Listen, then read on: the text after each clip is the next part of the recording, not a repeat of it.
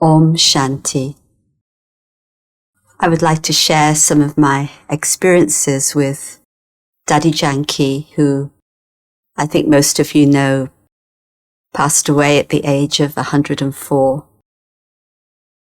And I was privileged to have really been with Dadi very closely for over 40 years because Dadi was in London, I was with her, and I was able to work very closely with her. And she really has been my spiritual mentor from the very beginning. And Dadi would always see in you things that you couldn't even see in yourself. And I'd say that in two ways.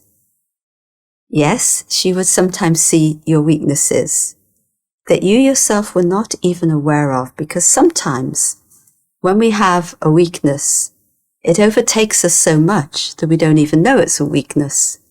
We think that it's something natural. And she would give signals and she would point things out. But I think even more importantly, she would see in you your potential and know what it is that was possible for you. In fact, Dadi never ever set limits.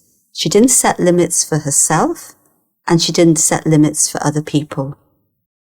And so she would push you, whether it's situations, whether it's administration, whether it's in your spiritual endeavor, your spiritual efforts. She wouldn't allow you to sit for a minute. She had a famous mantra, what is next?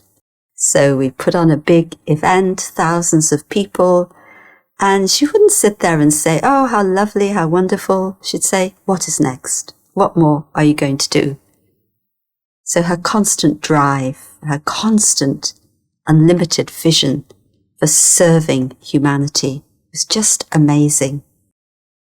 And I've been with Dadi in many situations, but I think one thing that has struck me very much has been Dadi's respect for others, and in particular, Dadi's respect for people of different faiths. And I personally have been involved in interfaith work for over 40 years, and I found it very, very enriching, and I've learned a huge amount. And Dadi would always be very supportive of it. And I learned from her that the way to serve is through respect and through friendship.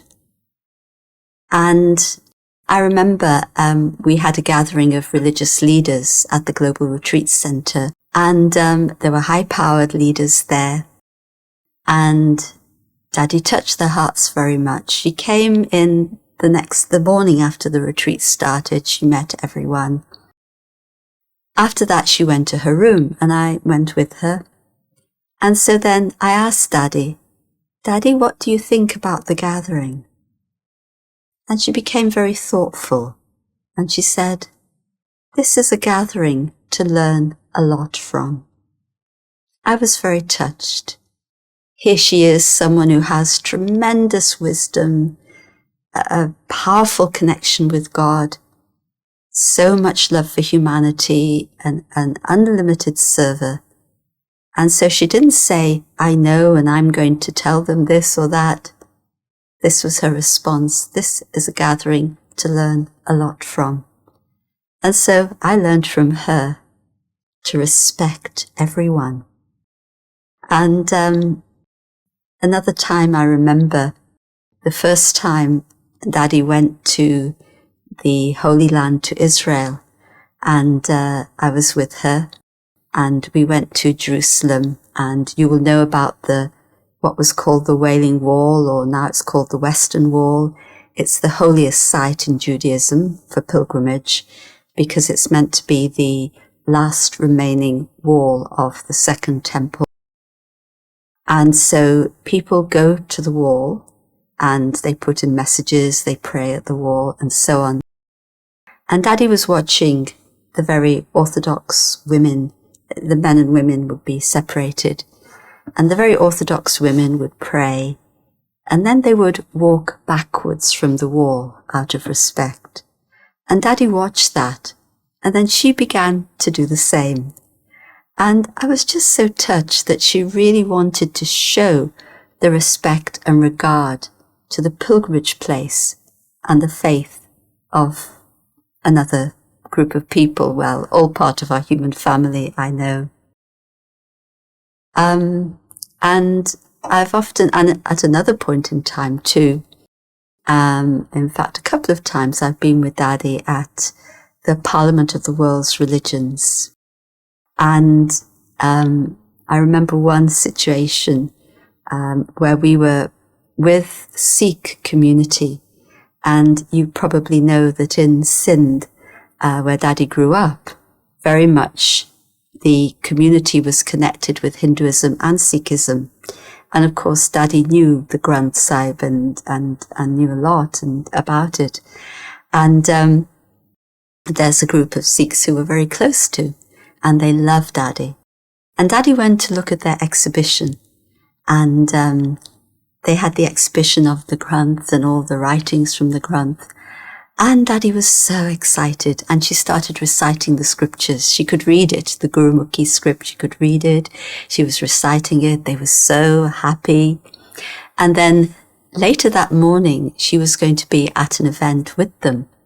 And the sister who was with Daddy for translating, she said to me, "Oh, I'm very worried now. When Daddy goes to speak to this group, she's going to speak in that language, and I don't know how to translate it." And I said, "Don't worry, no, she'll speak in Hindi, it's okay."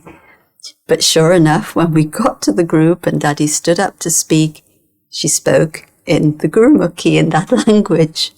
And so they were delighted, but the sister who was translating had to sit down, and somebody else in the group had to translate. But again, it's a mark of how much Daddy would give that respect and want others to feel that she was with them, not below them, not above them, but with them. And Daddy would always say, "Well, you're all my friends." She would never like us to have that relationship with her, that we would put her on a pedestal and say, "Oh, Daddy this and this."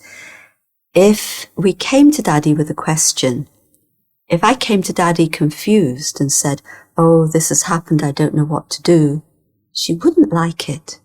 She would want me to first use my own intellect and understanding, think about the situation, come to a conclusion, and then come to her and say, "Okay, Daddy, this is the situation. This is what I'm thinking of. What do you feel? Is this right?" And then, of course, either she would confirm it, and that was fine, but also sometimes, of course, if I was on the wrong track, then she'd let me know and she'd guide me so that there could be the best outcome. And so Daddy had tremendous wisdom. Wisdom filled with love, wisdom filled with generosity, wisdom filled with a lot of care. And in this way, I learned so much from her. And I know without her mentoring, I definitely would not be where I am today. So my heart says great thanks to Dadi Janki. Om Shanti. Thank you.